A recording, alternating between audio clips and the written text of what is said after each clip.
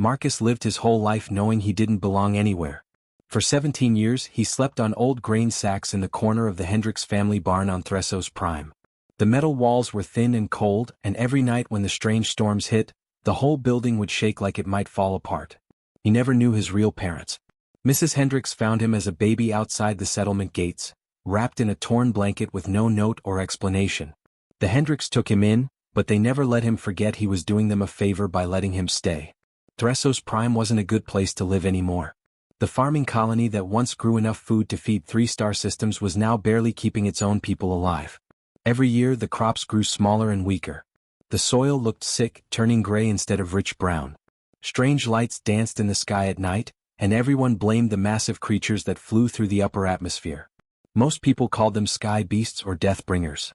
They looked like dragons from old Earth stories, but bigger than any building, with scales that seemed to catch and bend light in impossible ways. When they flew overhead, which happened more and more often, electronic equipment would fail and plants would wither. Marcus spent his days doing whatever work the Hendricks gave him. He fixed broken farming equipment, hauled water from the well, and cleaned the animal pens. Nobody ever asked what he wanted to do or what he dreamed about. He was just extra hands when they needed them. The other kids in the settlement mostly ignored him. They had families, homes, futures planned out for them. Marcus had nothing except strange dreams that came to him almost every night. In these dreams, voices called his name in a language he couldn't understand but somehow felt familiar. The voices were deep and ancient, like they came from somewhere far beyond the stars. He never told anyone about the dreams. Who would believe the barn boy who slept with the livestock? Things got worse when the food shortages started. The last harvest had been the smallest in the colony's history. Families began rationing meals, and people started looking at Marcus differently. He could see it in their eyes. Why should they feed someone who wasn't really one of them? The Hendricks held family meetings in their kitchen while Marcus worked outside. He couldn't hear the words, but he could guess what they were discussing. Their own children needed food first. Blood came before charity. One morning in early spring, Mrs. Hendricks called him over as he finished feeding the animals. Her face was hard, but he could see shame hiding behind her eyes. "Marcus, you're 17 now," she said without looking directly at him. "That's old enough to make your own way in the world. We can't keep feeding an extra mouth when our own kids are going hungry." He had been expecting this moment for weeks, but it still hit him like a punch to the stomach. "Where am I supposed to go?" "That's not our problem anymore," Mr. Hendricks said from behind his wife. "You've got 2 hands and a strong back. Find work somewhere else." Marcus packed his few belongings in an old supply sack. A spare shirt, his worn boots, a blanket with more holes than fabric, and a small knife he used for farm work. Everything he owned in the world fit in one bag. He walked away from the only home he had ever known without looking back. The settlement grew smaller behind him until it disappeared completely. Ahead lay the wasteland, miles of dead ground where nothing grew except scrub brush and poisonous thorns. Marcus had never been outside the settlement boundaries before. The landscape was harsh and empty, with twisted rock formations that looked like giant bones sticking up from the ground. The air tasted metallic, and the sky had a sickly yellow tint that made his eyes water. He found shelter in a cave on the second day, too tired and thirsty to keep walking. The cave was shallow but dry, and it protected him from the energy storms that lit up the sky every night. He had no food except a handful of seed packets he had taken from the barn, and no way to find water except to pray for rain. As he lay dying slowly in that cave, Marcus watched the strange lights dance overhead and wondered why he had been born at all. What was the point of a life that nobody wanted? What was the meaning of dreams that called to him in languages that didn't exist? He didn't know that everything was about to change. He didn't know that the dragons had been waiting for him his entire life, or that the boy everyone had thrown away was actually the most important person in the galaxy. All he knew was that he was alone, forgotten, and probably going to die in a cave where nobody would ever find his body. On his 3rd day in the cave, Marcus was barely alive. His lips were cracked and bleeding, and he hadn't had water in over 24 hours. His stomach had stopped growling from hunger, now it just ached with a dull, constant pain. He spent most of his time lying on the rocky ground, drifting in and out of feverish sleep. That's when he saw something that changed everything he thought he knew about the world. The sky above the wasteland suddenly erupted in flashes of brilliant light. But this wasn't another energy storm. This was a battle. The massive dragon-like creatures that everyone feared weren't just flying around randomly, they were fighting something. Marcus crawled to the cave entrance and watched in amazement as the dragons moved with purpose and intelligence. They flew in formations, coordinated their attacks, and used tactics that no simple animal could understand. But they weren't fighting each other. They were fighting shadows. At first, Marcus thought his dying brain was playing tricks on him. The dragons seemed to be battling empty air, breathing fire and energy blasts at nothing. But as his eyes adjusted to the strange light, he began to see shapes moving wrong in the darkness between the flashes. Things that bent light around them, creatures that his eyes wanted to slide away from. The battle was massive. Dozens of dragons filled the sky, but they were clearly losing. One by one, the great creatures fell from the heavens, crashing into the wasteland with earth-shaking impacts. The shadow things seemed to be everywhere, overwhelming the dragons through sheer numbers. The largest dragon, easily the size of a city building, came down hard just outside Marcus's cave. Its wing was torn to shreds, and something that looked like liquid starlight leaked from multiple wounds across its crystalline scales.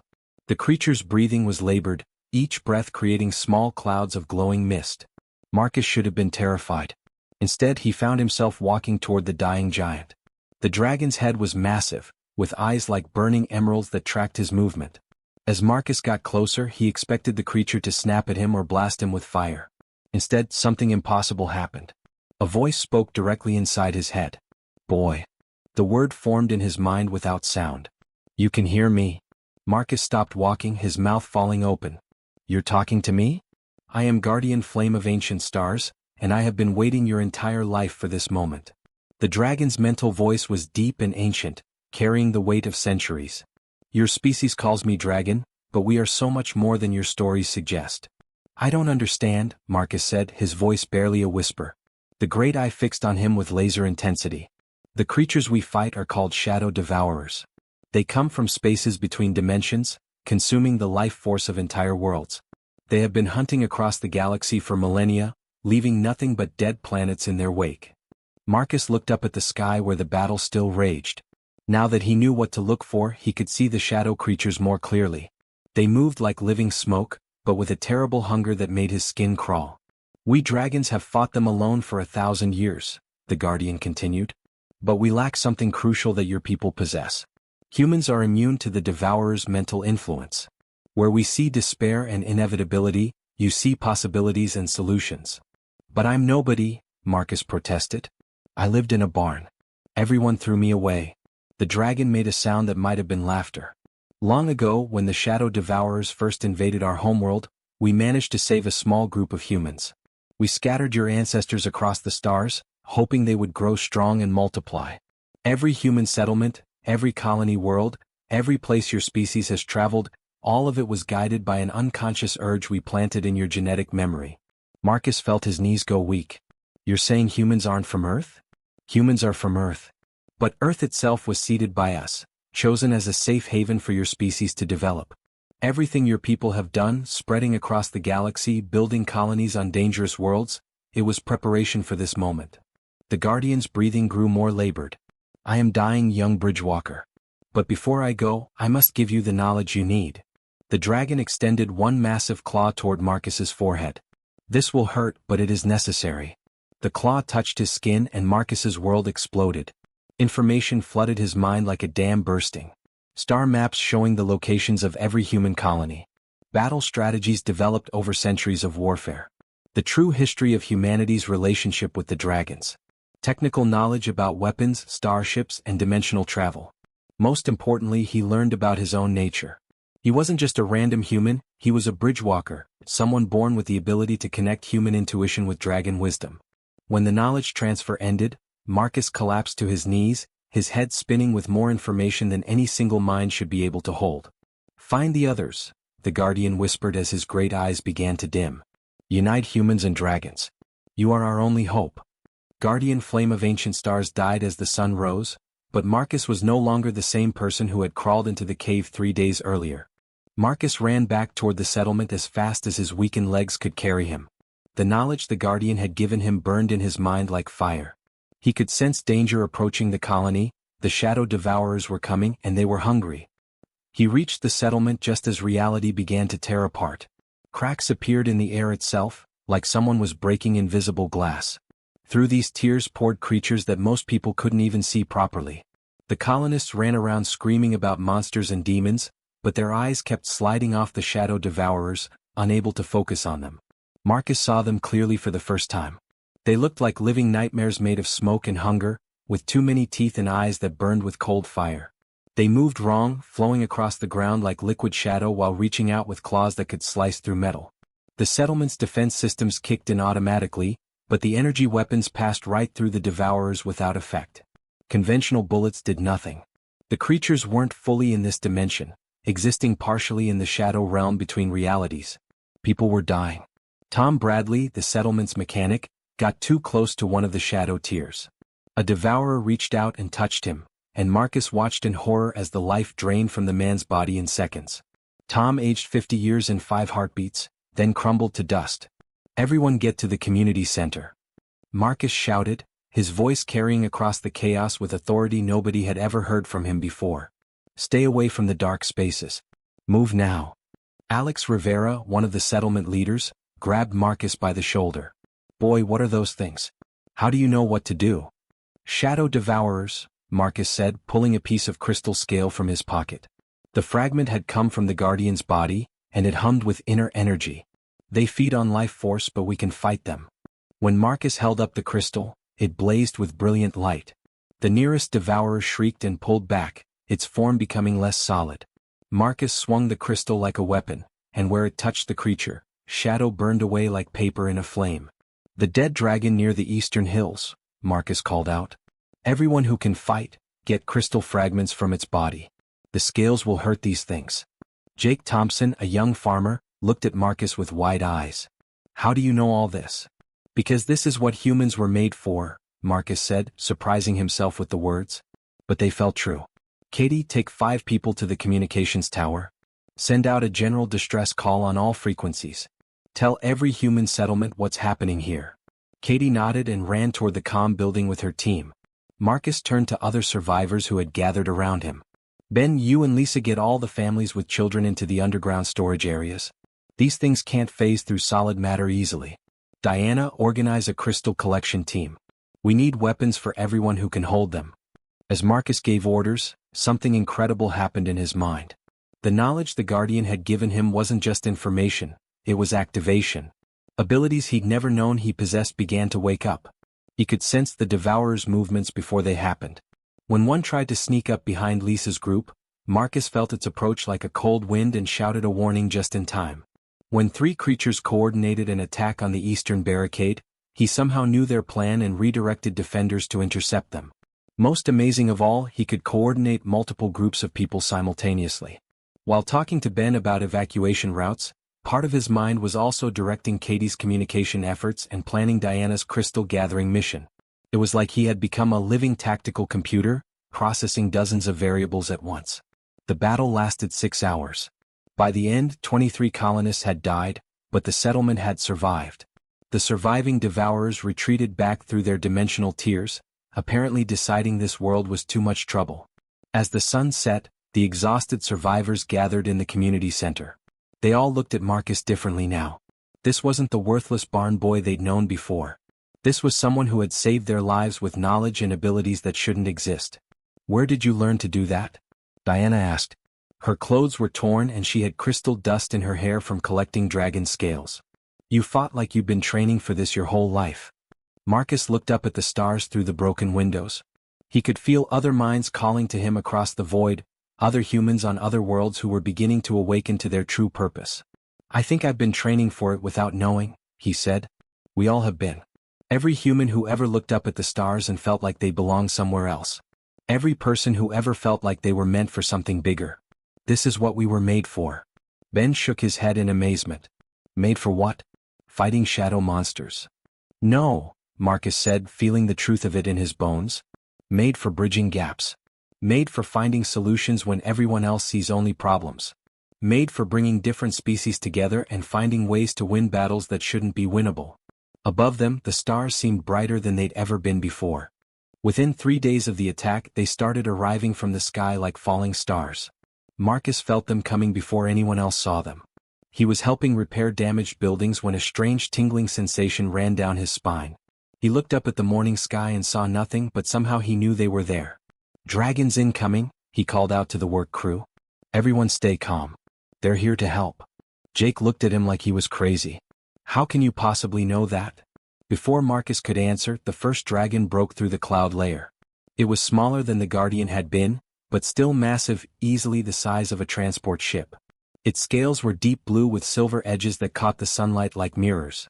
Behind it came another, then another, until the sky was filled with dragons of every color and size. The colonists dropped their tools and ran for cover, but Marcus stood his ground in the middle of the settlement square. The lead dragon landed gracefully in front of him, folding wings that could have covered half the town. A voice spoke in his mind, different from the Guardians but just as ancient. You are the Bridgewalker we sensed.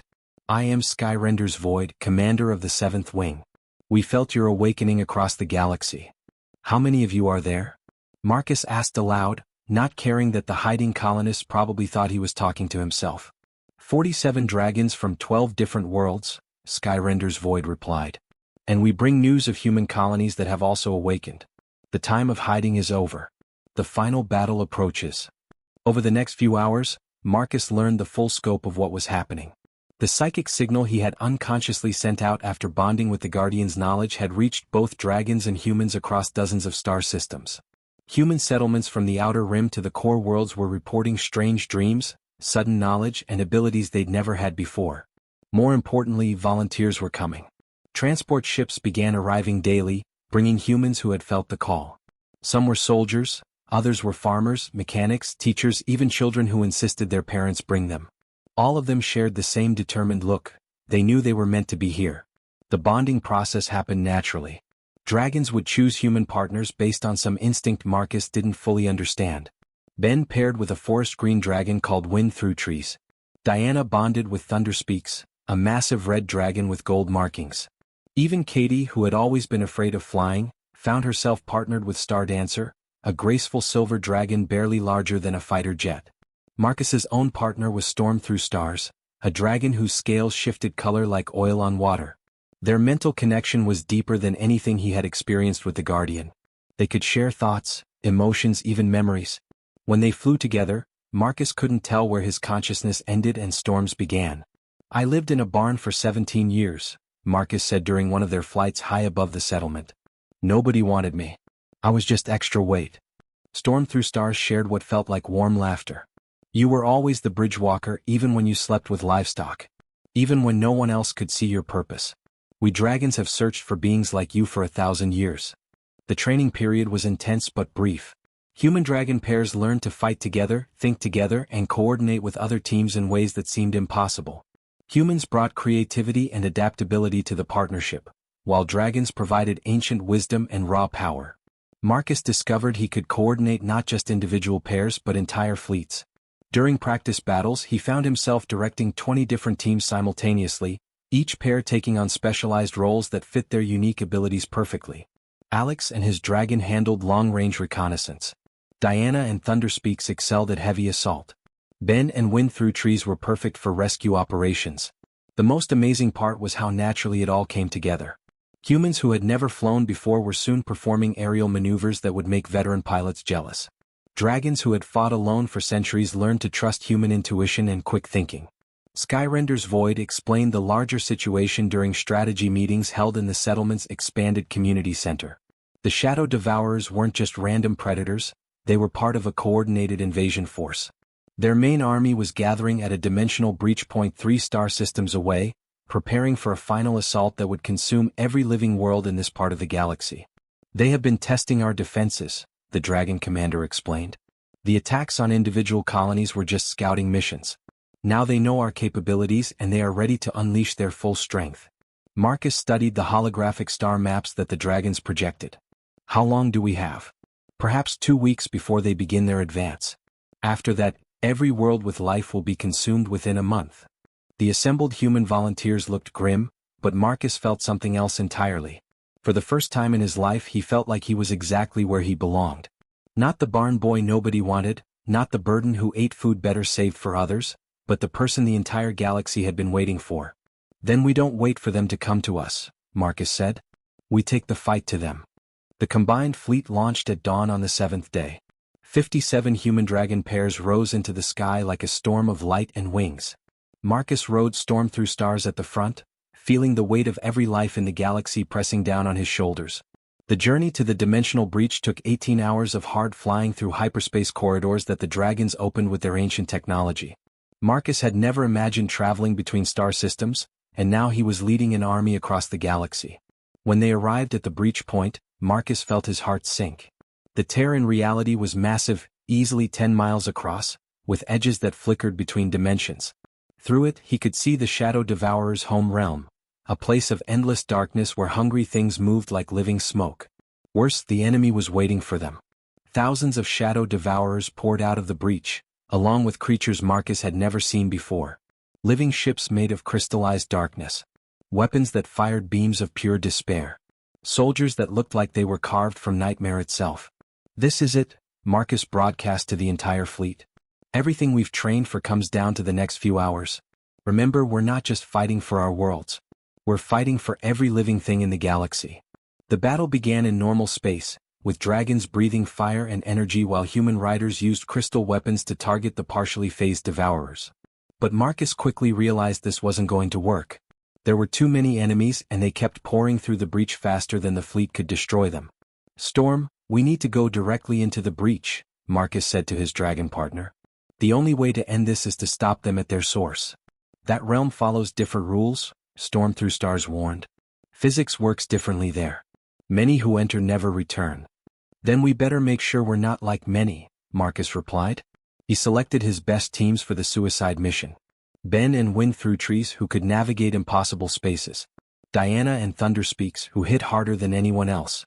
Katie and Star Dancer, whose speed could get them out of trouble. 12 other pairs who had proven themselves in training. They dove through the breach like arrows shot into hell itself. Inside the Shadow Devourer's dimension, everything was wrong. Up and down had no meaning. Distance stretched and compressed without warning. Colors that had no names burned in the darkness, and sounds that weren't quite sounds echoed from everywhere and nowhere.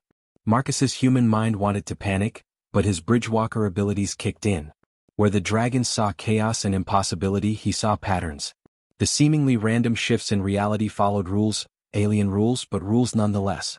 "Follow my lead," he broadcast to his team. "Don't trust your eyes. Trust your instincts." They flew deeper into the Shadow Realm, fighting their way past creatures that existed in too many dimensions at once. Ben's team cleared a path through living walls of darkness. Diana's heavy assault broke through defensive formations that defied geometry. Katie's speed kept them ahead of pursuing nightmares. At the heart of the Shadow Dimension, Marcus found what he was looking for, the Devourer Prime. It was less a creature than a force of nature, a being of pure hunger that had consumed entire galaxies over millions of years.